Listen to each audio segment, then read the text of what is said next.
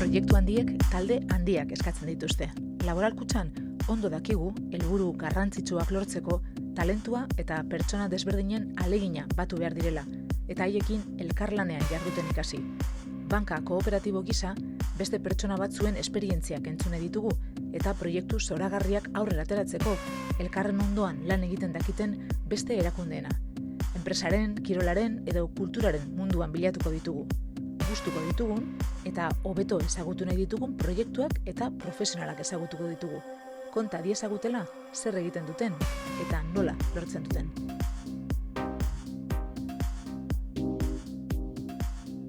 Hiltzenean Jose Luis Malabe intzioten omenaldi bat egin genuen, txindokiko azpian larraitzen, eta hor aldatu zuten zuaiz bat. Eta ni joan izen ekitaldi horta, ni orduan ETB-en nahi nintzen, joan izen ekitaldi horta.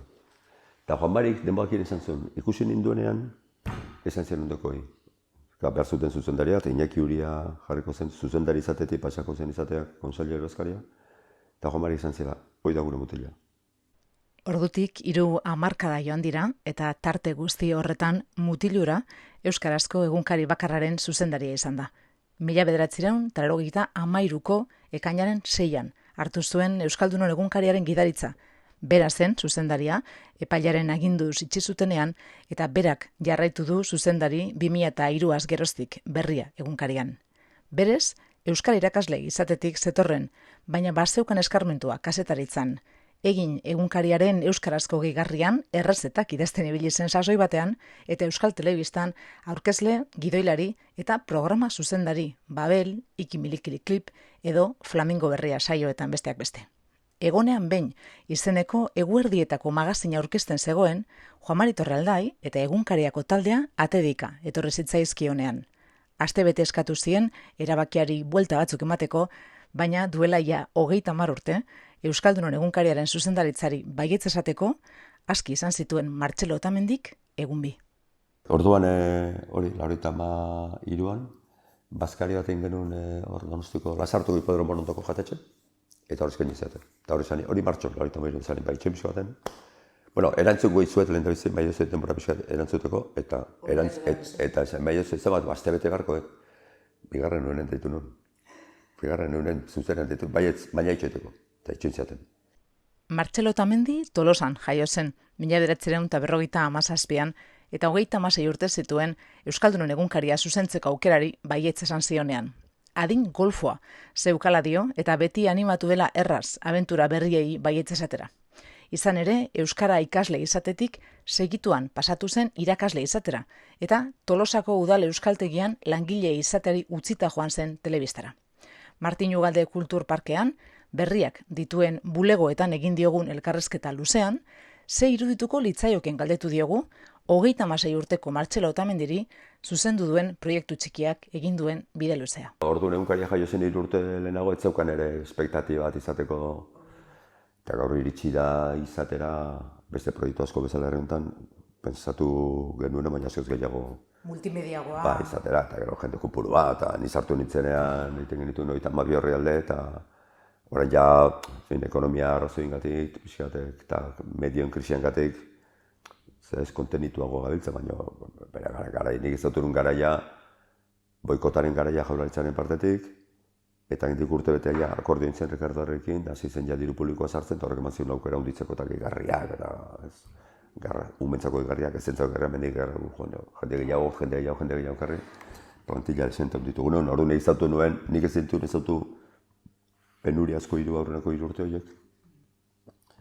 Ni sartu nintzenean egoera etzen nona, eta goatzen naiz ez, orduan paga estra batzuk atzeatu iten ziren, baina gero induen ibilbidea hartuen izena eta landu duen kalitatea eta sortu den taldea ez, kazetaritza taldea, baina baita ere gainontzeko zerbitzu guztietako taldea ona da, eta uste dut gainera beti dauz errobetuan oski, baina sortutakoan zeuden espektatibak handitu ditula. Sortzaileak esaten diate, Juan Barita esaten ziaten bere gani, jaio zen urte beterako, eta berze gehiago eta ziteken hemendik ez. Eta gaur egun enpresa sendo bada, dauzkana 60 langile, fakturatzen ditu urtean 11 milioi euro, Enpresa asko daude txikiagoak. Euskalgintzan dagoen, igual elkarrekin batera publikoak ez direnetatik, elkarrekin batera, Luiar, hori dira, hundiak ez orduan, eta etzen jaio zen. Gainera bizkarre surtu egiten du. Bai. Gaur egun referente bada prensan, eta Euskalgintzan ere baita, Harrituko litzateke orduko Martxelo orain gauden egoeran, egonda orain gauden iritsi garen lekura iritsita. Zio Scasana. Ma tutto detto. Everything's been said. Tú di. Todo está dicho. Baina guk esateko asko daukagu. Euskaldunok behar duguna. Egunkaria. Gaur egungo berriak ez du orduko Euskaldunon egunkariarekin antzandirik. Orduan, Eusko Jaurlaritzaren laguntzak lortzeko ekinean zebilen proiektu asberria zen. Orain, Euskalgintzari lotutako hedabiderik handiena da, sareko proiektu zabala, tokiko gehigarriak, berria telebista, eta beste hainbat adar dituen komunikazio proiektu multimedia zabala. Proiektu horretan, Martxelo Otamendik egin duen ekarpenik handiena, mundua kontatzeko anbizioa izan dela uste du. Hizkuntz komunitate baten egunkaria egitea bai, baina mundua kontatzen duena, ez bakarrik komunitate horretan gertatzen dena. Gaur egun digitalizazioarekin, ez duzu izan behar enpresaz oso aberatsa eta oso diruduna iteko erosteko lako gauzak. Digitalizazioak jarri gaitu pobrek eta aberatsak gertugo, eta gero eta gehiago, ez bakarra, baina gero eta gehiago dago zure arrakasta zure kapazitatean, ez diruan bakarrik. Dirua launtzen du, dirua beti launtzen du kapazia eukitzen, baina zure kapazitatean eta zure ausardian, eta zuk aspiratu berzu eitea. Imanol Mura joan zenean Atlantara esan nion, orduan Carl Lewisen garaia zen. Carl Lewis, 1 metro eta 2 metro. Eta zen nion, ikusi nahi zaitut Carl Lewisen prensarreko baten, zure ezkerratara Washington Posteko kazetaria eta eskubitara New York Timeseko kazetaria. Arrakasta handiena hori bada, ezinbestean jakin beharko dugu kontrakoa. 30 urte hauetan zer da lortu ez duena? Nere porroteik handiena periodikoan da, gure periodikoa zela irakurtzen tailerretan. Irakurtzen da... Unibertsitate lizentziatuak izango dira gehien. Garai bateko eskema zarrean, ez? Tailerra eta bulegok, gure irakurtzen da bulegotan, irakurtzekotan bulegotan. Oso profesionala den jendeak hartzen du gurea, eta ez dugula lortu irakurtzea modu nabarmen batez, beti egongo da jendea. Tailerretan naiz eta tailer horiek zuen euskaldunetan egon, eta naiz eta ikasle horiek euskaraz zein ikaskuntza, eta euskaldunak izan, eta bertzalak izan. Tailerretan irakurtzea ez du akaso lortu Otamendik, baina bai berria proiektua sendotzea. Euskaldunon egunkariaren zuzendaritzara iritsi zenean, proiektua Eusko Jaurlaritzaren diru laguntzak jasotzeko ekinean zegoen. Berriak hitzarmena sinatu zuen 2019an Jaurlaritzarekin. Komunikazio jarduera indartzeko eta proiektuaren egonkortasun ekonomikoa bermatzeko. Horrek ez du esan nahi, jakina, etorkizuna irabazita dagoenik. Medioa dago, ziur gabetasunen. Eta daun medio alternatibo, saretan muitzen dena eta lehen garai baten hori da eteberiekin gertatu dena, garai baten zeukan Televisión Española, 1, Española 2 eta hemen frantsesak. Donosti, Naparralde, frantsesak. Gero torri Espainiako egualden, Espainiako pribatuak. Gero torri da ja dena, mundu osoa ez. Gure kasuan zeuden garai baten bose egunkari, eta haren dago mundu osoa da. Eta dode beste entretamendu batzuk gure garaian zeudenak. Gure garaian edo liburu bat irakurtzen zenun, edo perikoa irakurtzen zenun, edo joaten zeinen futbola ikustea zure herriko futbol zelaira, baina utxen beste egiteko, ez? Era bateko ziurtasunik ez dagoela, ezin hobeto ikasi zuen 2003ko otsailean Juan del Olmo epaileak egunkaria egisteko eta 10 lagun atxilotzeko erabaki hartu zuenean. 7 urte geroago, erabakia legez kontrakoa izan zela ebatzi zuen auzitegi konstituzionalak. Handik 2 urtera, Estrasburgok zigorra jarri zion Espainiari Otamendiren tortura salaketak ez ikertzeagatik. Berriak, itxieraren ostean sortu zen proiektuak, 20 urte egingo ditu 2023an, eta orduan utziko du Otamendik zuzendaritza, 75 urterekin. Batera ospatuko dira beraz, berriaren 20 urteak, Otamendiren 30ak zuzendari bezala, zuzendari berriaren kargu hartzea eta Europako hizkuntza gutxituetan argitaratzen diren komunikabideen urteroko batzarra. Ez dakizuk ere imaginatzen dituzun oraindik beste urte asko berrian, ze kostatzen da pixkat berria imaginatzea martxelotamendik gabe, hori aitortuko Ni dizu. jubilatuko naiz datorren urteko ekainean. Bai, beraz, imaginatu beharko dugu berria martxelotamendik gabe, eta zuk ere Bai, bai bai. martxelotamendik berria gabe. Hori, zenete, nik zordiete... Azken ikasturte orduan. Bai, ni berez adinez jubilatu beharko nuke abenduan. Bale. Baina nola datorren urteko ekainean berria beteko ditu 20 urte. Ni beteko ditut 30 urte zuzendari. Ordezkoaren zeremonien behar da. Eta gero gainera Midaseko batzarra izango den orduan ingo dugu, konstituarazi, 20 urte berriak, 30 urte zuzendari berriaren aldaketa, eta Midaseko nazioarteko batzarra edo urteko batzarra. Urte polita orduan tokatzen da. Hori izango da, ekainaren 16-17ko asteburu hortan. Nostien antolatuko dugu festorri bat, eta orduan bestela tokatzen zaidan abenduan.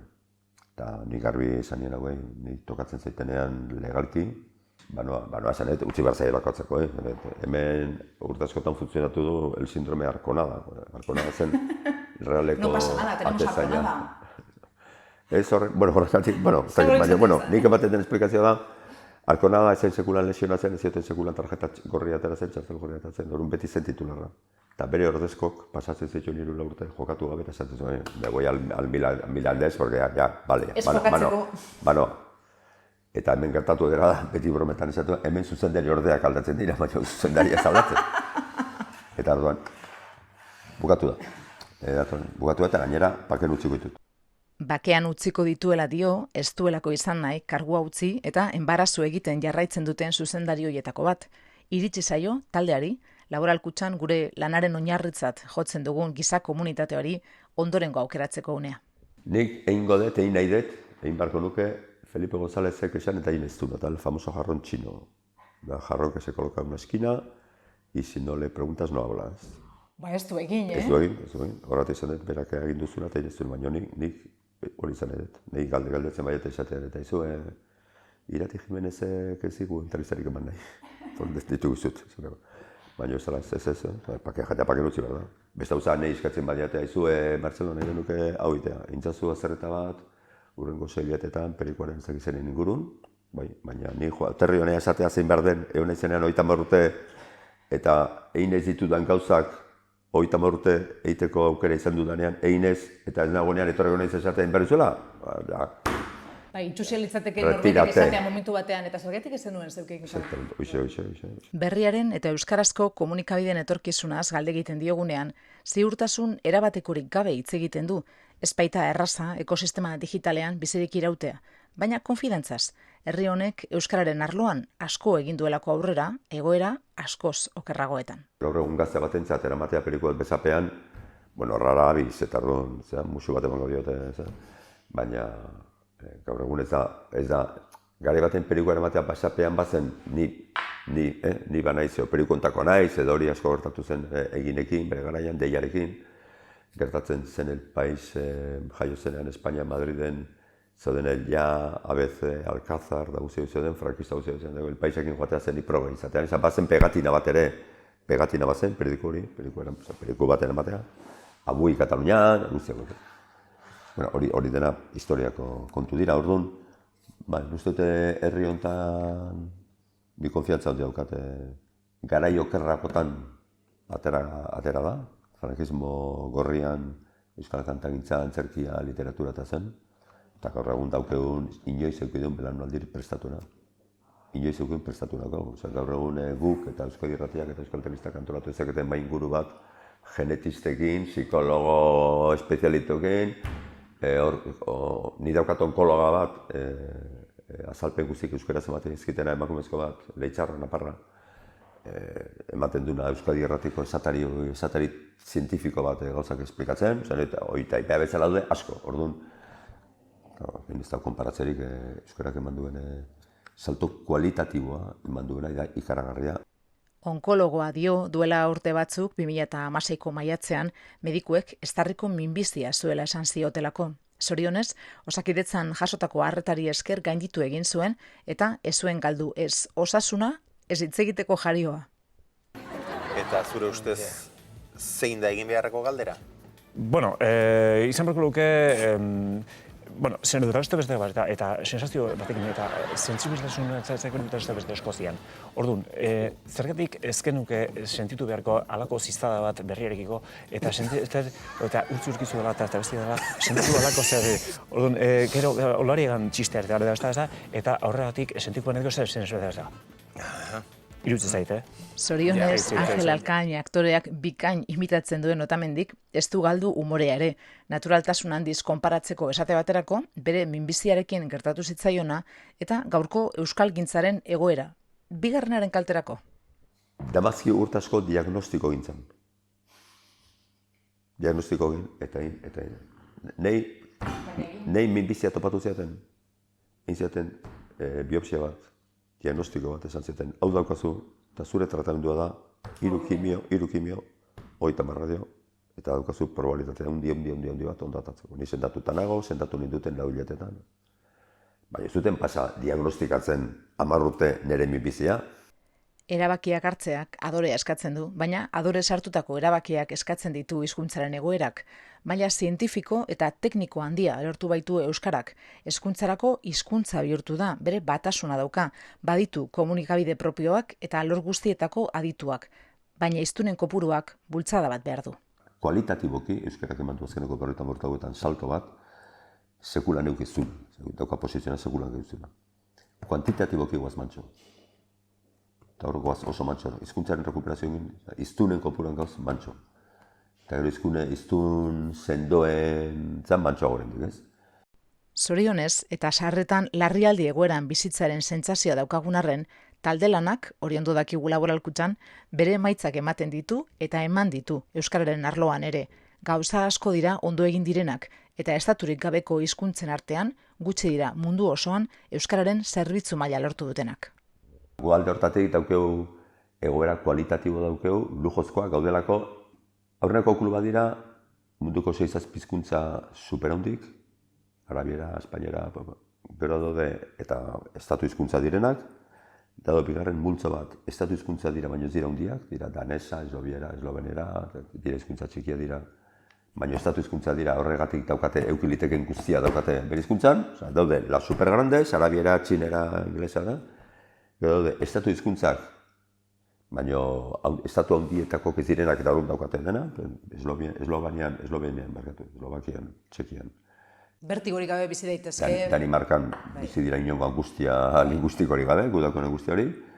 Gero gaude, estatu hizkuntzak ez garenak, baina nahiko egoera honean gaudenak, eta hor oso gutxi daude, klub hori oso txikia da, hor da, katalana, gallegoa, askoz gehi ez daude. Eta hor bauzkagu gu baina asko handiago diren, baina hurrengo taldean dauden hizkuntzak, baina zerbitzu gehiago gure hizkuntzatan. Eta hor, munduan, estaturik gabeko hizkuntzen arten gu gara bigarrenak. Katalana da lehena, zerbitzuak eskaintzeko orduan, zerbitzu pluraltasuna eta gu bigarrenak. Mundu osoan ez dago beste hizkuntzarik, estatu hizkuntza izan gabe katalana, Andorran da ez da hizkuntza baina gora. Eta importantea da, dio Otamendik, talde horretan mantentzea. Itzultzaile neurologikoi esker, hizkuntzen teknologiaren baitan hasi den iraultzan, atzean geratu nahi ez badugu. Gu gaude 3. taldean, eta eduki barretugu 2. taldean daudenen zerbitzuak. Ezin gara joan 4. taldera. Gu ezin gara pasa errespetokin esan da, Aimara, Quechua, Wolof, Mandinga, Diula, gu baino iztun gehiago dauzkatena, baino zerbitzu izakotenak. Hor bali bagoaz, ez da jodido. Gu zeitu barra izaten 3. taldekok, katalana gu eta askoz gehiago ez, baina bigarrengoen zerbitzuekin. Torun, erabakitzen denean 6 hizkuntzak izango duten hizkuntz teknologien superdesarrollo teknologikoien zeintzuengo diren, hortxe bardu. Multzo horretan egonda lortu zuen euskarak 2010ean Google multinazionalaren itzultzaile automatikoaren zerrendan sartzea, eta hor ezin da pausu bat atzera egin. Hor bali badaude, parte teknologian bali badaude, eta gero klub hortan bali badaude. Eta gero bali badaude jende hemen belaunaldi batzu tiratuko dutenak, ideak garbitzango dituztenak, eta nik onkologia euskaraz esplikatuko diotonei. Ondogoaz. Ondogoaz. Akaso gutxiegi entzuten ditugun hitzak dira, egiteko asko dagoelako, arazoak falta ez direlako, baina egin beharrekoari ekiteko ez da komeni, esperantza eta adorea galtzea. Tarteka, ondo dago Martin Ugalde Kulturparketik ateratzerakoan, oraindik buruan dabiltzagun hitzoi gogoratzea. Ondogoaz. Asko den ez dakigu, nahikoa den ere ez, baina bada zerbait, eta ezin esan zerbait hori gutxi denik.